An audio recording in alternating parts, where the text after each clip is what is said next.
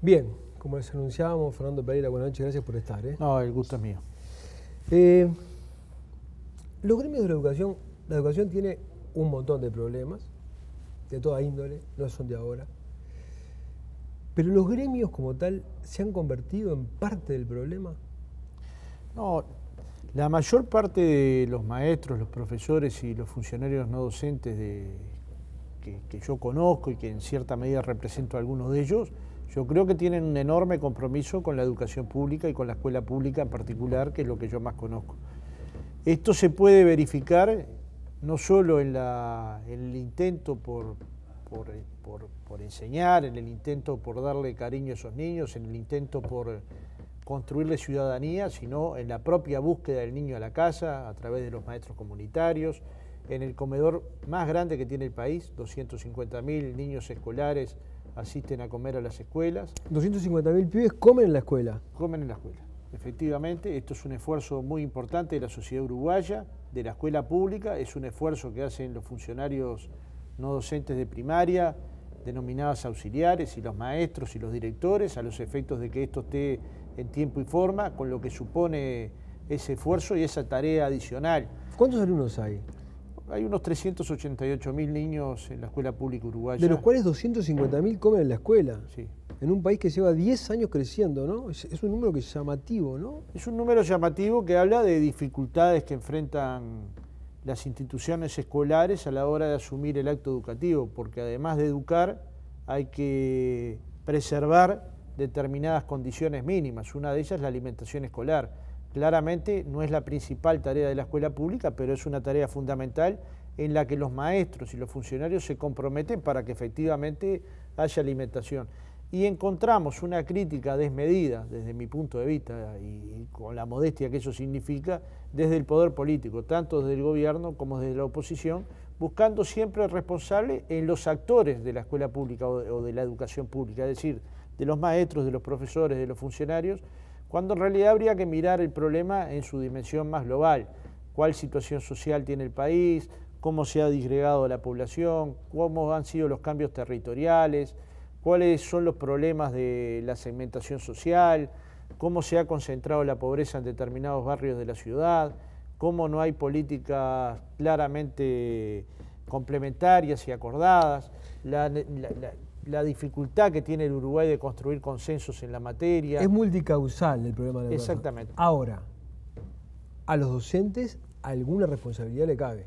A todos nos cabe una responsabilidad. ¿Cuál sería la responsabilidad de los docentes? ¿Cuál sería la responsabilidad del cuerpo Yo creo de educativo? verdad, y lo creo de verdad porque los conozco, no soy docente, soy funcionario de primaria, trabajé hasta que soy coordinador del PCNT a la parte de estadística, es decir, manejaba bastante la estadística de primaria.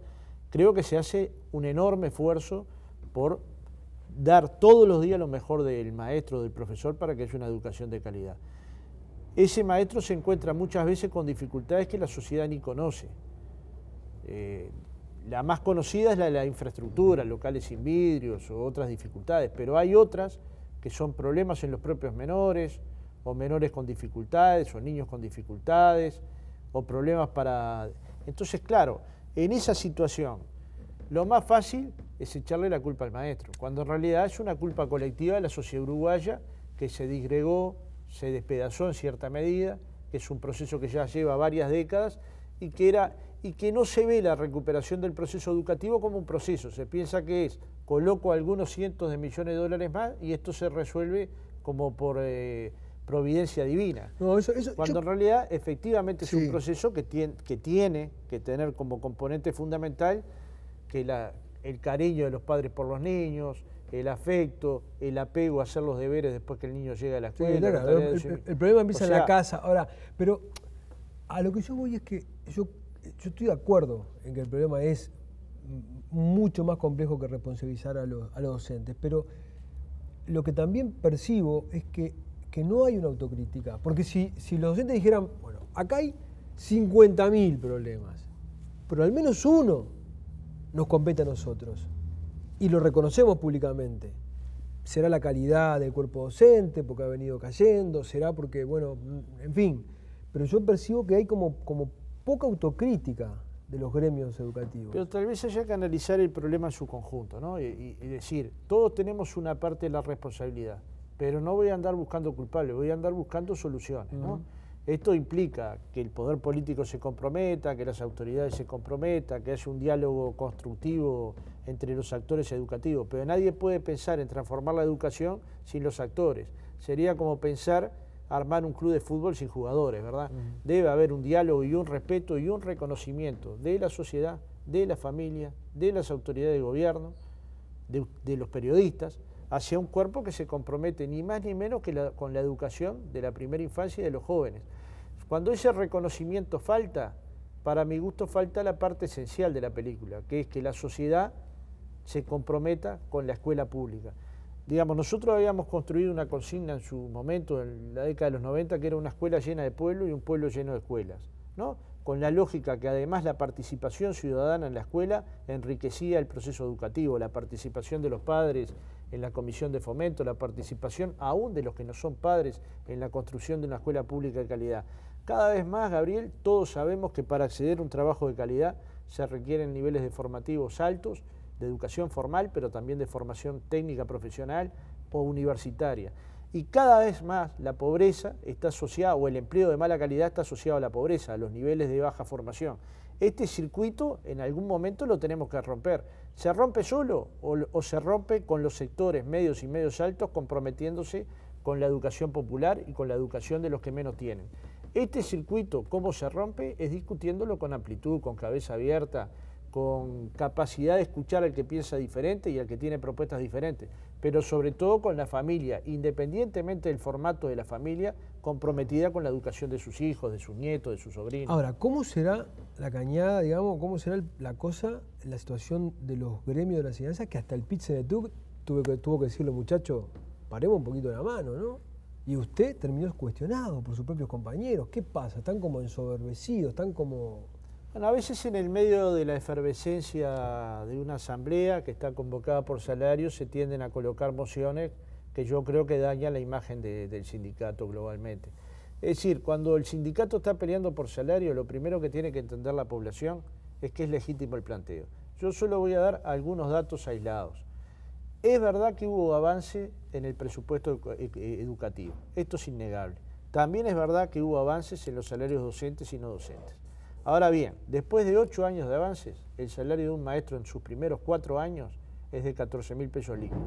Y después, grado por grado, cada 4 años, 8% de diferencia.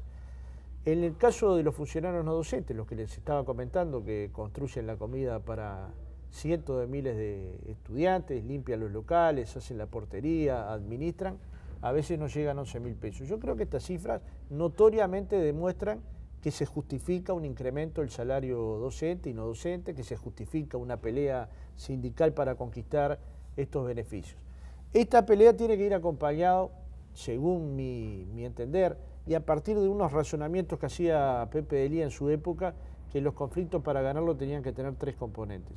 El apoyo de los trabajadores que participan en el sindicato, la comprensión del resto de los sindicatos y una comunicación con la sociedad clara para ganar el peso popular, para ganar el apoyo de la gente. Si alguna de estas 3 patas queda débil, si alguna de estas 3 cuestiones que yo estoy mencionando, que no son de mi creación, que son de la creación de Delía, se debilitan, yo creo que empiezan a haber cortocircuitos y ruidos. Hay alguna debilitada ahí, ¿no?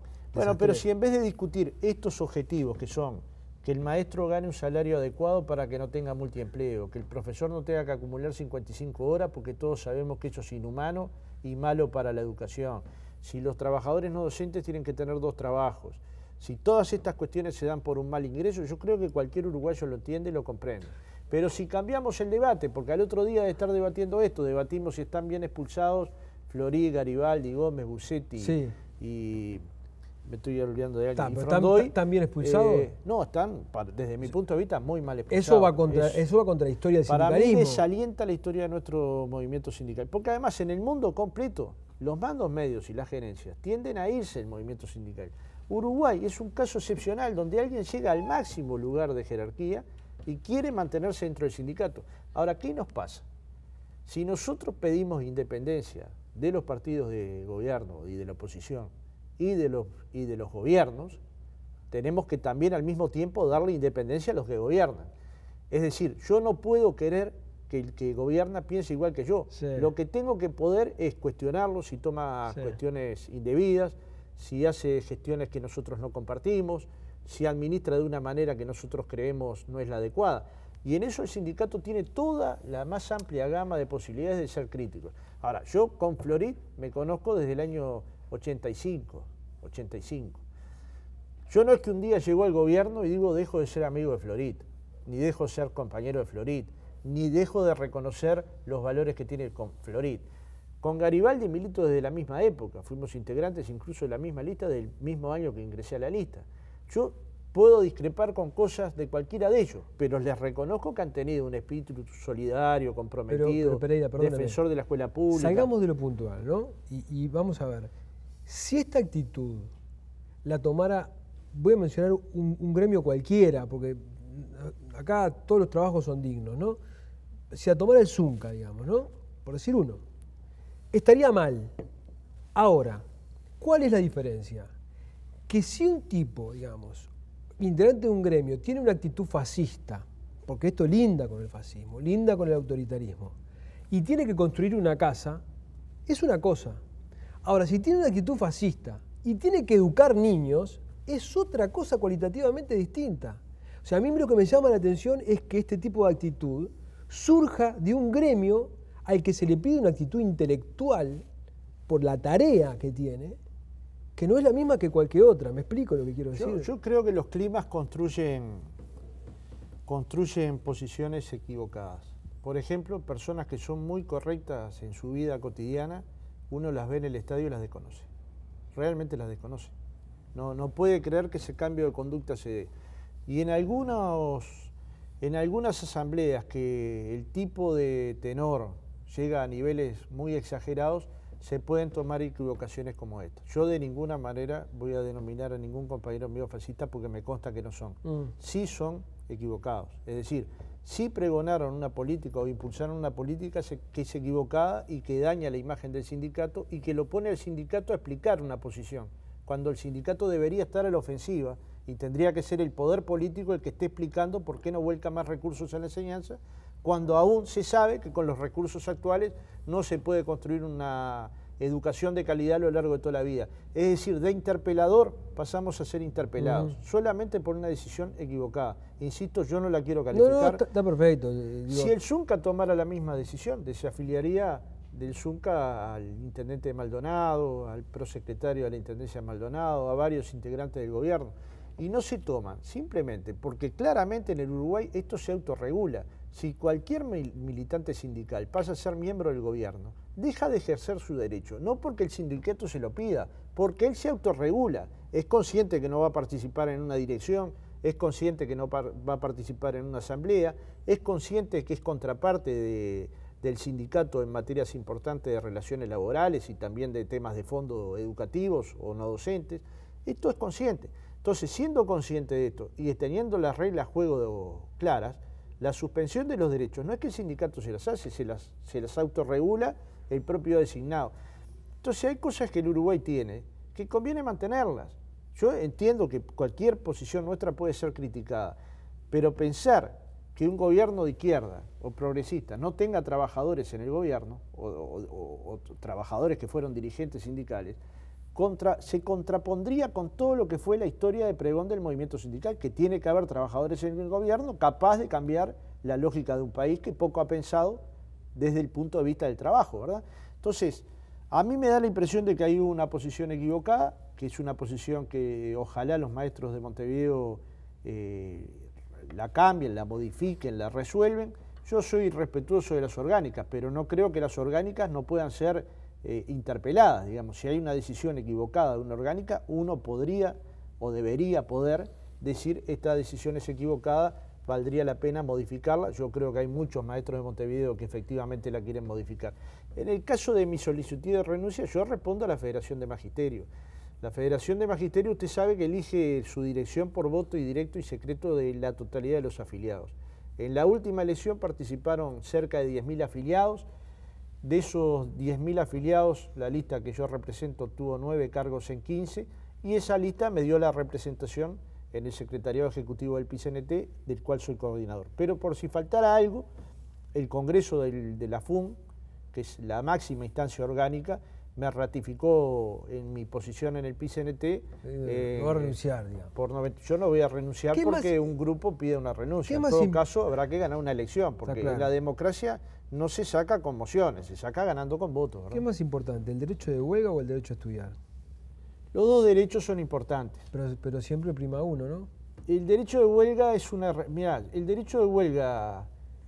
Nosotros veníamos discutiendo ya hace unos días, si los trabajadores uruguayos o si los trabajadores del mundo no hubieran impulsado la jornada de 8 horas, probablemente todos trabajaríamos 18, porque cuando los mártires murieron, las jornadas tenían limitación, pero eran de 18 horas de trabajo. Sí, pero yo les digo una cosa, ahí ¿quién eran los débiles?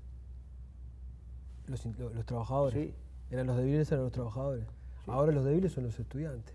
No, los estudiantes yo creo que si se les explica y si después hay un compromiso que yo creo que lo hay, de la mayor parte de los docentes y no docentes, de que de alguna manera se va a completar ese ciclo y el estudiante va a poder un salto, el estudiante sabe que su maestro, su profesor, su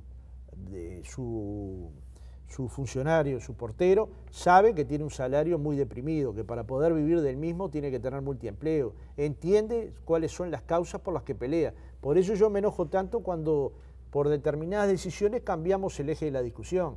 Me enojo mucho cuando se filtra, como pasó ayer, una discusión del secretariado interna en la que se trata de analizar, es decir, analíticamente ver un conflicto para ver cómo se lo ayuda y se sacan frases descolgadas y en vez de terminar apoyando el conflicto docente y no docente de la educación, terminamos discutiendo sobre un mal compañero que seguramente tenemos en el Ejecutivo y que saca frases sueltas, se las entrega a la prensa y no la discusión general. Pues la discusión general se basó en cómo contribuir a que efectivamente la educación mejorara sus recursos, cuáles podían ser las gestiones que el PICNT podía hacer para que efectivamente esto sucediera, una coordinación para la CESEDU para no desafinar y discutir la táctica y la estrategia del conflicto educativo, porque estamos convencidos que nosotros tenemos que ser capaces de juntar a las más amplias voluntades sociales en apoyo a la educación pública.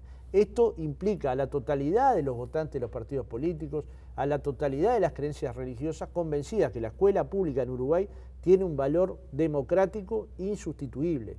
Es decir, este valor el Uruguay no lo puede perder. Ahora, no es responsabilidad ni solo de los maestros, ni solo de los profesores, ni de los no docentes, es responsabilidad de todos, y es colectiva. Nosotros tenemos que tener una institución educativa, una escuela pública llena de pueblo. Ese pueblo hay que irlo a buscar. Ahora, el gobierno que tenemos es un gobierno, digamos, pensando para adelante, digamos, ¿no? Y viendo el espectro político. No va a haber un gobierno más cercano a los trabajadores que el que tenemos. No hay. Digamos, en la concepción ideológica y filosófica que los gremios han tenido, de hecho, buena parte de los dirigentes sindicales son a la vez dirigentes de los partidos que integran el gobierno, ¿no?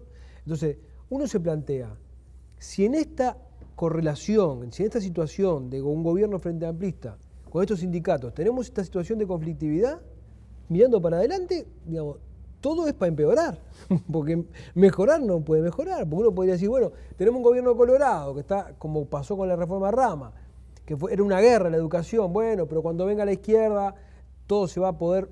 No, la izquierda está en el gobierno, y uno mira para adelante y no ve, uno como ciudadano, digo, no actor de esta historia.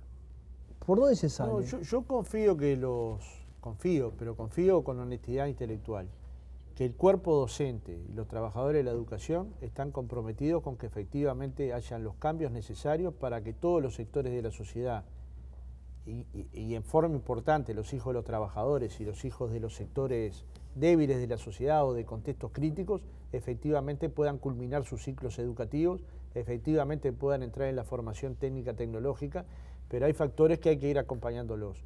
Uno sin duda es analizar por qué hay malestar docente. ¿El malestar es solo salarial o se trata también de falta de reconocimiento, de ausencia de herramientas para el acto educativo, de falta de motivación, de falta de apoyo de las comunidades?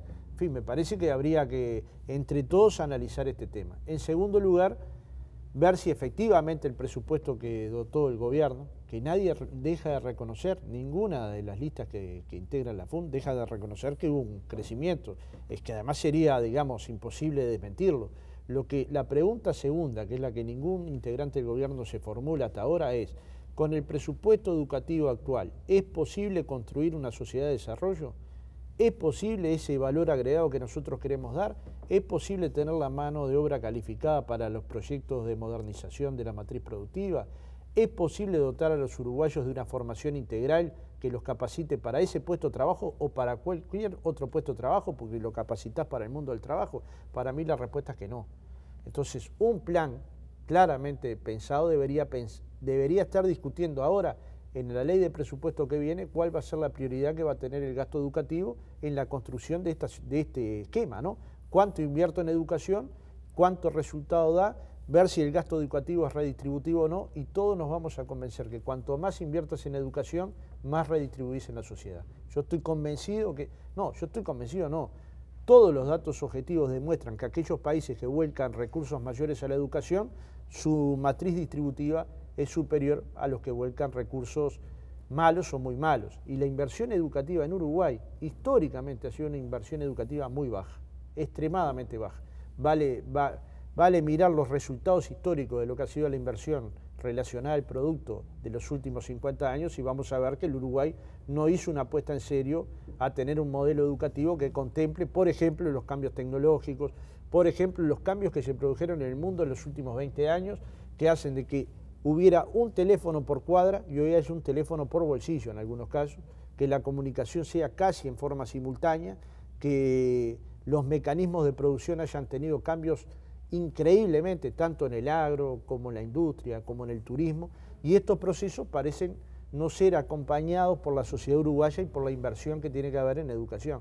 Si los uruguayos comprendemos que este proceso es así, si todos estuviéramos convencidos de que esta inversión vale la pena, probablemente todos pondríamos con gusto o tributarían con gusto para que efectivamente haya una escuela y una educación pública a la altura de las necesidades que tiene el Uruguay. Por ejemplo, hasta ahora yo no puedo comprender, y nadie me lo ha podido explicar sanamente, por qué las grandes extensiones en el Uruguay no pagan impuesto a primaria, que es precisamente para la alimentación escolar y para la compra de material fungible, que en términos populares son útiles escolares, ¿verdad? ¿Por qué ahí no se cobra si son los sectores que más rentabilidad han tenido? ¿Por qué no gravar a esos sectores que han tenido ganancias elevadas, buscar especialmente a los que han tenido muchas ganancias para volcar en educación? Es decir, nosotros podemos entender que hay restricciones fiscales, ¿verdad? Podemos entender que hay políticas macroeconómicas para cuidar, pero también estamos convencidos, muy convencidos, de que el que tiene más tiene que aportar más para que efectivamente el que vive en un contexto desfavorable y que no tiene las condiciones mínimas ni de vivienda ni de acceso a los bienes fundamentales pueda tenerlo y el Uruguay se desarrolle, ¿no? Muchas gracias por haber estado, Pereira. No, el agradecido soy yo, Gabriel. Vamos a una tanda, sí, ya volvemos.